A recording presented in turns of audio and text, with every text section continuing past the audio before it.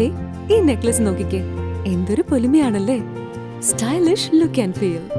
Light weight ആഭരണങ്ങളുടെ ഏറ്റവും മികച്ച ശേഖരം ട്രിനിറ്റി ജുവലേഴ്സ്, തോപ്പുംപടി. ട്രിനിറ്റി, കൊച്ചിക്കാരുടെ പ്രിയപ്പെട്ട ജ്വല്ലറി.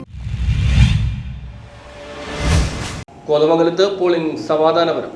ഇടുക്കി പാർലമെന്റ് മണ്ഡലത്തിൽ വരുന്ന കോതമംഗലം അസംബ്ലി നിയോജക മണ്ഡലത്തിൽ പോളിംഗ് സമാധാനപരമായിരുന്നു. വടാട്ടുപാറ, പുതുപ്പാടി, മാമലക്കണ്ടം എന്നിവിടങ്ങളിൽ കുറഞ്ഞ സമയം വോട്ടിംഗ് യന്ത്രം ചെറിയ തകരാറ് കാണിച്ചതൊഴിച്ചാൽ സാങ്കേതിക പ്രശ്നങ്ങൾ ഉണ്ടായില്ല. ചിലയിടങ്ങളിൽ ഒറ്റപ്പെട്ട വാക്ക് തർക്കങ്ങളുണ്ടായത് ഒഴിച്ചാൽ മറ്റിടങ്ങളിൽ പോളിംഗ് തീർത്തും സമാധാനപരമായിരുന്നു.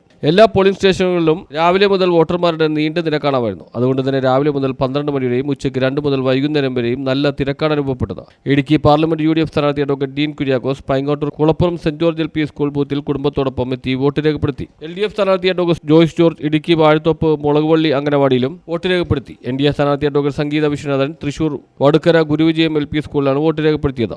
MLA ആന്റണി ജോൺ കുടുംബവുമായി രാവിലെ കോഴിപ്പള്ളി സർക്കാർ LP സ്കൂളിലെത്തി വോട്ട് ചെയ്തു. ഇടുക്കി പാർലമെന്റ് നിയോജക മണ്ഡലത്തിലെ സമ്മതിദായകർ ഈ തെരഞ്ഞെടുപ്പിൽ മതനിരപേക്ഷതയ്ക്ക് അനുകൂലമായി പാർലമെന്റിൽ നിലപാട് സ്വീകരിക്കാൻ നമ്മുടെ നാടുമായി ബന്ധപ്പെട്ട ആളുകളുടെ ജീവിതവുമായി ബന്ധപ്പെട്ട എല്ലാ പ്രതിസന്ധി ഘട്ടങ്ങളിലും MP എന്ന പദവിയുടെ എല്ലാ സാധ്യതകളും ഉപയോഗിച്ച് ഇടപെടലുകൾ നടത്താൻ, അഭിപ്രായങ്ങൾ പറയാൻ, ആ പറയുന്ന അഭിപ്രായങ്ങൾ ഉറപ്പിച്ച് പറയാൻ, ഉറക്കെ പറയാൻ, അത് നിരന്തരമായി പറയാൻ എനിക്കനുകൂലമായി നിലപാട് സ്വീകരിക്കുമെന്ന് തന്നെയാണ് എൻ്റെ വിശ്വാസം.